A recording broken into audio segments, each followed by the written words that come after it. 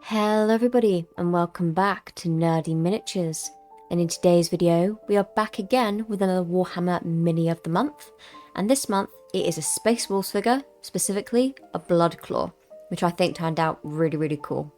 So if you want to see how I painted it, then just keep on watching. So this figure actually went out really quickly. We went back to the shop just the other day and it was completely gone already, so clearly this one was popular. To begin, I primed the figure using the spray paint White Scar and letting it dry before moving on to the shoulder armour. These were two different colours. For one, I used the colour Mephiston Red, and for the other, I used Averland Sunset, both really lovely colours. Following this, I then did the aptly named Russ Grey to cover the rest of the armour, to give that perfect blue-grey look that I'm sure Lemon Russ would have approved of.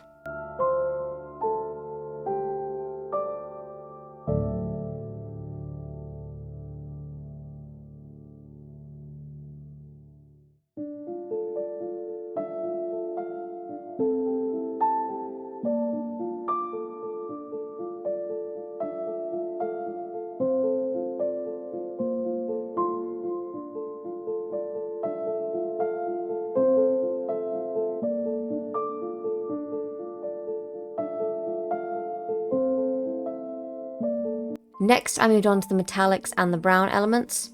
So for this, I went first in with Retributor armour. I applied this to the emblem on his chest, and around his waist are various pouches, and for these I used Dryad bark before finishing off the metallic elements with Iron Hand steel.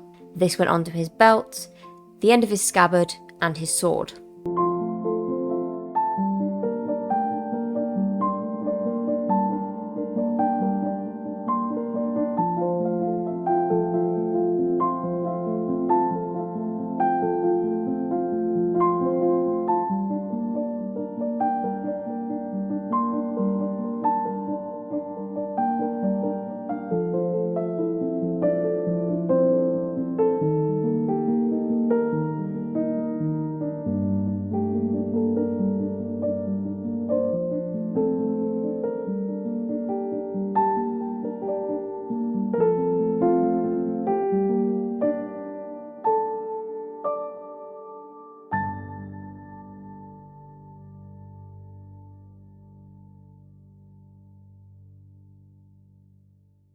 Now to move on to the blaster.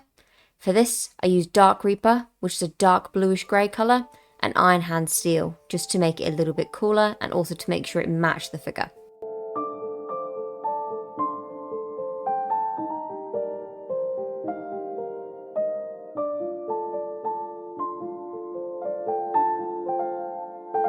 For this, I decided less was more, so I wanted to actually go in with the shading at this point. For this, I used Agrax Earthshade, just to add some grubbiness to the figure before moving on to the highlights. I cleaned up certain highlights using that rust grey again, this time on its own. I applied this to the top of the head, around the kneecaps, and on any armour plating that kind of would reflect a little bit of light.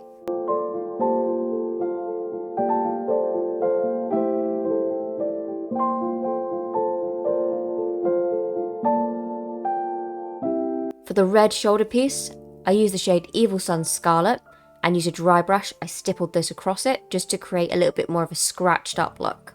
And of course for the yellow I did the exact same thing, except I mixed Averland Sunset and some Corax white to create a buttery yellow colour and stippled that across the shoulder.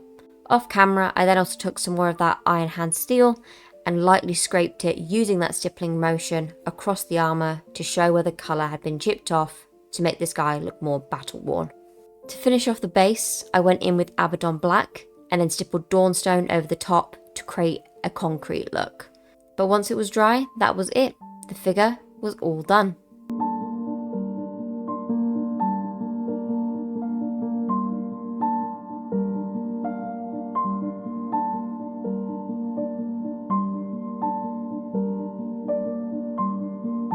I hope you really like this guy. I actually really enjoyed painting this figure. I wasn't sure how I was going to go about it at first, and then in the end I just decided to go with the source material, and it worked out really well, obviously.